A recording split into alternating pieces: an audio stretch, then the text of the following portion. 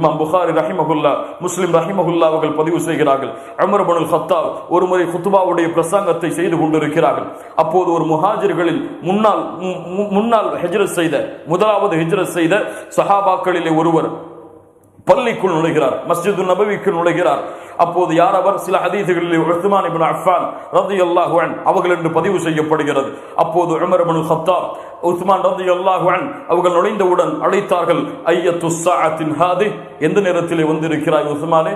ஹுத்பா போய் சென்று கொண்டிருக்கிறது, இந்த நேரத்தில் வருவது ஏன் இந்த தாமதம் என்று கேட்கிறார்கள். ஹுத்பாவுடைய பிரசங்க மேடையில் நின்று கொண்டு லா இலாஹ இல்லல்லாஹ் என்று தொழுகைக்கு யார் கேட்பது?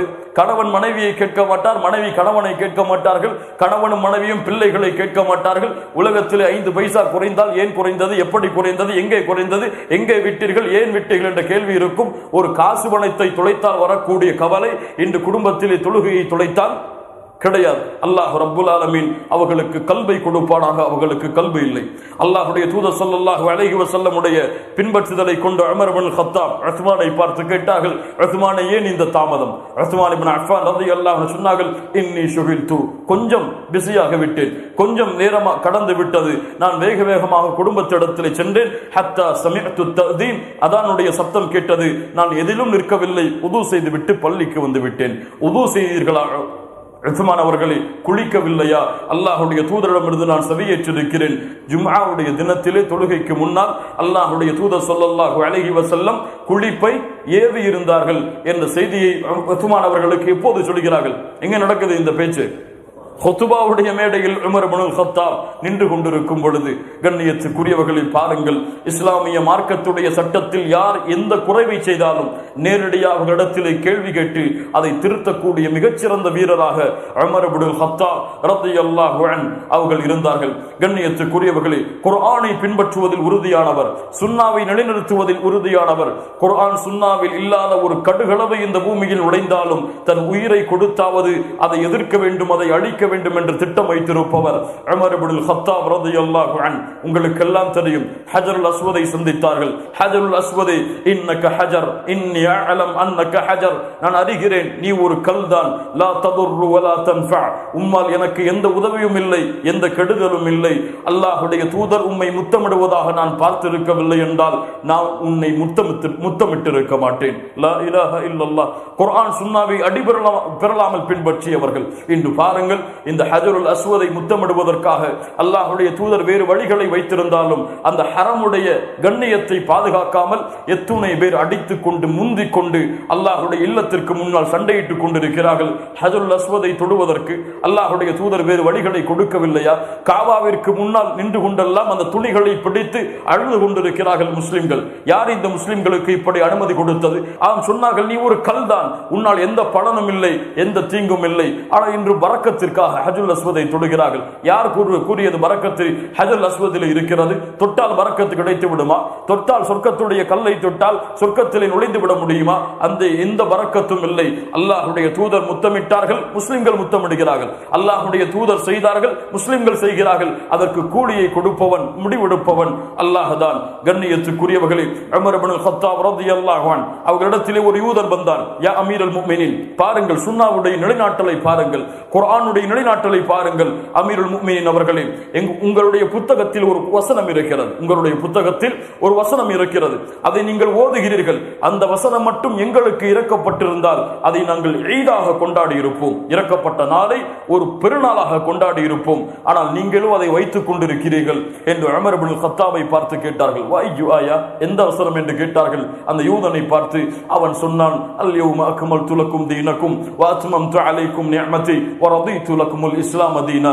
இன்றைய தினம் அல்லாஹ் ரப்புல் ஆலமீன் அவனுடைய மார்க்கத்தை முழுமைப்படுத்துகிறான். அல்லாஹ் வ ரதீது லக்குமுல் இஸ்லாம் தீனா, இஸ்லாமை அவனுடைய மார்க்கமாக அல்லாஹ் பொருந்திக் கொள்கிறான் என்று வரக்கூடிய குர்ஆனுடைய வசனத்தை அந்த யூதன் சொன்னான். உமர் அவர்கள் சொன்னார்கள், அரஃப்னா தாலிகல் யௌம், அது எப்போது இறக்கப்பட்டது என்று எங்களுக்கு தெரியும். வல் மகான் அல்லதி நஸலத் ஃபீ, அது எந்த இடத்திலே இறக்கப்பட்டது என்று தெரியும், அது எந்த நேரத்திலே இறக்கப்பட்டது என்று தெரியும்.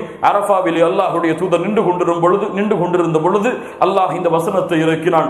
என்பது வரை எங்களுக்கு தெரியும். என்ன சொல்ல வருகிறார்கள்? என்பது வரை எங்களுக்கு தெரியும், ஆனால் அதை நாங்கள் கண்ணியப்படுத்த மாட்டோம், அதை நாங்கள் சிறப்புப்படுத்த மாட்டோம். உமக்கு வேண்டுமானால் சிறப்பாக நீ எடுத்துக்கொள்வாய், எடுத்துக்கொள்ளாமல் போவாய். எமக்கு அல்லாஹும் அல்லாஹுடைய தூதரும் அந்த நாளை சிறப்புப்படுத்தாததால் நான் சிறப்புப்படுத்த மாட்டேன். சுப்ஹானல்லாஹி ரப்பில் ஆலமீன். ஆனால் இன்று ஒரு யூதனுடைய கண்ணியம், ஒரு முஸ்லிமுடைய கண்ணியம், யூதனுடைய செயல்பாடின் விருப்பம், ஒரு முஸ்லிமுடைய செயல்பாடின் விருப்பம், யூதனுடைய கலாச்சாரம், ஒரு முஸ்லிமின் கலாச்சாரம். அல்லாஹ் ரப்புல் ஆலமீன் அவர்களை பாதுகாப்பானாக. கண்ணியத்துக்குரியவர்களே, நீதியின் தலைவர், நீதிக்கு அல்லாஹுடைய தூதரிடமிருந்து பாடம் பயின்றவர், நீதிக்கு அபூபக்கர் சித்தீக் ரலியல்லாஹு அன்ஹு அவர்களிடமிருந்து பாடம் பயின்றவர் உமர் இப்னுல் கத்தாப் ரலியல்லாஹு அன்ஹு. கேளுங்கள் இந்த நிகழ்வை. உமர் இப்னுல் கத்தாப் ரலியல்லாஹு அன்ஹு அவர்களுடைய காலத்திலே மக்கா மதீனாவில் இருந்த ஒரு நிலத்தை ஜகாத்துடைய ஆடு மாடுகள் ஒட்டகங்கள் மேய்வதற்காக ஒரு வேலையை இட்டு வளைத்து வைத்திருந்தார்கள். அங்கே ஒரு பிரச்சனை வருகிறது.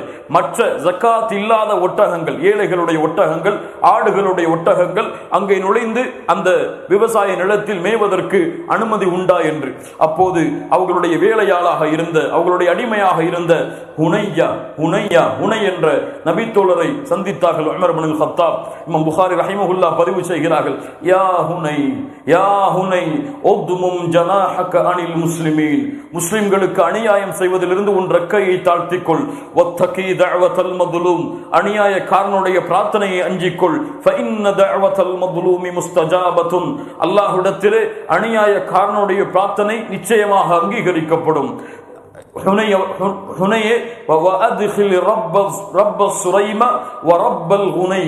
அதாவது குறைவான ஆடுகளை வைத்திருப்பவர்கள், குறைவான ஒட்டகத்தை வைத்திருப்பவர்கள் யாராவது இந்த ஜகாத்துடைய வெளிநிலத்தில் நுழைவதற்கு அங்கே சென்று தன்னுடைய ஒட்டகத்தையும் ஆடுகளையும் மேய்ப்பதற்கு அனுமதி கேட்டால் நீ அனுமதி கொடு. ஏன்? அவர்கள் ஏழைகள், அவர்கள் கஷ்டத்தில் இருப்பவர்கள், அவர்களுடைய வாழ்நாளுடைய ஊதியத்திற்காக அதை செய்கிறார்கள். ஆனால் அப்துல் ரஹ்மான் இப்னு அவுஃப் அவரோ, மேலும் உஸ்மான் இப்னு அஃபான் அவரோ, இந்த இருவரில் யாராவது அனுமதி கேட்டால் அவர்களுக்கு அனுமதி கொடுக்காது. சுப்ஹானல்லாஹ். ஏழை சஹாபாக்கள் கேட்டால் அனுமதி கொடு. அப்துல் ரஹ்மான் இப்னு அவுஃப், வேறு யார்? உஸ்மான் இப்னு அஃபான் அனுமதி கேட்டால் அனுமதி கொடுக்காது. ஏன்? இந்த ஒட்டக கூட்டங்களும் ஆடுகள் கூட்டங்களும் அவர்களுக்கு அழிந்து விட்டால் அவர்களுக்கு வேறு தொழில் இருக்கிறது, அவர்களுக்கு விவசாயம், அவர்களுக்கு தோட்டம் இருக்கிறது, அவர்களுக்கு விவசாய நிலங்கள் இருக்கிறது. அதை வைத்து அவர்களுடைய வாழ்நாளை அவர்கள் ஓட்டிக் கொள்வார்கள்.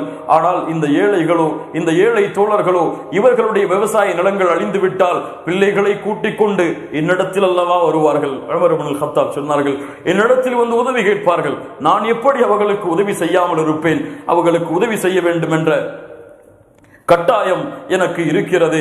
ஆனால் அவர்கள் நான் இப்படி செய்வதால் நினைத்துக் கொள்வார்கள் அவர்களுக்கெல்லாம் நான் அநீதம் செய்கிறேன், செல்வந்த சஹாபாக்களுக்கெல்லாம் அநீதம் செய்கிறேன் என்று அவர்கள் எண்ணிக்கொள்வார்கள். அவர்களுடைய பூமி தான் ஜாஹிலியத்திலும் அவர்கள் இருந்தார்கள், இஸ்லாமை ஏற்றதற்கு பிறகும் அவர்கள் இருக்கிறார்கள். அவர்களுடைய பூமியில் நான் எப்படி இதை உரிமை கொண்டாட முடியும் என்று அவர்கள் எண்ணிக்கொண்டிருப்பார்கள். ஆனால் வல்லதி நஃப்ஸி பியதி, என் உயிர் யாருடைய கரத்திலே இருக்கிறதோ அவன் மீது சத்தியமிட்டு சொல்கிறேன், அல்லாஹ் ரப்புல் ஆலமீன் அவனுடைய பாதையில் கண்காணிக்கப்பட வேண்டும் என்று இந்த நிலங்களையும் இந்த செல்வங்களையும் எனக்கு ஒப்படைத்திருக்கவில்லை என்றால் அனைத்து அவர்களுடைய பூமிகளையும் ஒரு ஜானளவும் எடுக்காமல் அவர்களிடத்தில் நான் ஒப்படைத்திருப்பேன் என்று உமர் இப்னுல் கத்தாப் ரலியல்லாஹு அன்ஹு அவர்கள் சொன்னார்கள். ஏழைகளுடைய கஷ்டத்தை உணரக்கூடிய தலைவர், ஏழைகளுடைய சிரமத்தை உணரக்கூடிய தலைவர், ஏழைகளுக்கு இப்படிப்பட்ட நிலைமை வந்துவிட்டால் என்ன ஆகும் என்று துடிக்கக்கூடிய தலைவர் இந்த உலகத்திலே உமரை போன்று அல்லாஹ்வுடைய தூதருக்கு பிறகும் அபூபக்கருக்கு பிறகும் யாரை காட்ட முடியும்? மூமின்களே, உலகத்தின் எந்த தலைவராக இருந்தால் அந்த உமர் இப்னுல் கத்தாப் ரலியல்லாஹு அன்ஹு நீதியின் தலைவர். தன் மகன் தவறு செய்தாலும் தண்டனை கொடுப்பார்கள். தன் அரசாங்கத்தில் எந்த ஒரு மந்திரி தவறு செய்தாலும் அவரை அழைத்து வந்து அதே தண்டனையை நிறைவேற்றுமாறு பணிப்பார்கள். 1000 வரலாறுகளை அதற்கு கூறிக்கொண்டே இருக்கலாம். கண்ணியத்துக்குரியவர்களே, உமர் இப்னுல் கத்தாப் ரலியல்லாஹு அன்ஹு தாயிமன் எப்போது பார்த்தாலும் தங்களுடைய உள்ளங்களை சோதித்துக் கொண்டே இருப்பார்கள். எப்போது பார்த்தாலும் தன் உள்ளத்தோடு பேசிக்கொண்டே இருப்பார்கள். இன்று முஸ்லிம்களிலே எம்எல்ஏ பலர் மக்களிடத்திலே பேசுகிறோம் நன்மைகளை, மக்களிடத்திலே பேசுகிறோம் தீமைகளை. இது நன்மை, இதை செய், இது தீமை, இதை செய் என்று மனிதர்களிடத்திலே பேசுகிறோம். எம்எல்ஏ யார்? தன்னிடத்திலே பேசியவர்கள், அவர்களுடைய உள்ளத்திடத்திலே பேசியவர்கள், அவர்களுடைய உள்ளத்திடத்திலே அந்த செய்திகளை எடுத்து வைத்தவர்கள் ஆம் உமர் இப்னுல் கத்தாப் ரலியல்லாஹு அன்ஹு அவர்கள் சொல்லுவார்கள், இப்னுல் கத்தாப், இப்னுல் கத்தாப், நீ பலகீனமானவனாக இருந்தாய், அல்லாஹ் உன்னை உயர்த்தினான். நீ வழிகேட்டிலே இருந்தாய், அல்லாஹ் உனக்கு நேர்வழி காட்டினான். நீ பலகீனமானவராக இருந்தாய், அல்லாஹ் உனக்கு கண்ணியத்தை கொடுத்தான், முஸ்லிம்களுடைய ஆட்சியை கொடுத்தான். இதில் நீ குறைவு செய்து விட்டால் வமாதா தகூலு லிரப்பிக கதன் யா உமர் இப்னுல் கத்தாப், வமாதா தகூலு லிரப்பிக கதன், நாளை மறுமையில் அல்லாஹ் இதை குறித்து உன்னிடத்திலே கேட்டால் என்ன பதில் சொல்லுவாய்? உமர் அவர்களுடைய ஒட்டுமொத்த வாழ்க்கையும் சூழ்ந்த ஒரு கேள்வி, உமர் அவர்களுடைய ஒட்டுமொத்த வாழ்க்கையுடைய துறைகளையும் ஆட்டி படைத்த ஒரு கேள்வி. உமர் அல்லாஹ்விடத்திலே இறையச்சமுடையவர்கள் சிறந்தவராக இருந்தார். இந்த கேள்வியை கொண்டு உமர் இப்னுல் கத்தாப் இந்த உலகத்திலே சிறந்த தலைவர்களில் ஒருவராக திகழ்ந்தார். இந்த கேள்வியை கொண்டு வமாதா தகூலு லிரப்பிக கதன் யா உமர், நாளை மறுமையில் அல்லாஹ் உமக்கு இதை குறித்து கேள்வி கேட்டால் என்ன பதில் சொல்லுவாய் என்று உமர் இப்னுல் கத்தாப் ரலியல்லாஹு அன்ஹு அவர்கள் கேட்டுக்கொண்டு இருப்பார்கள்.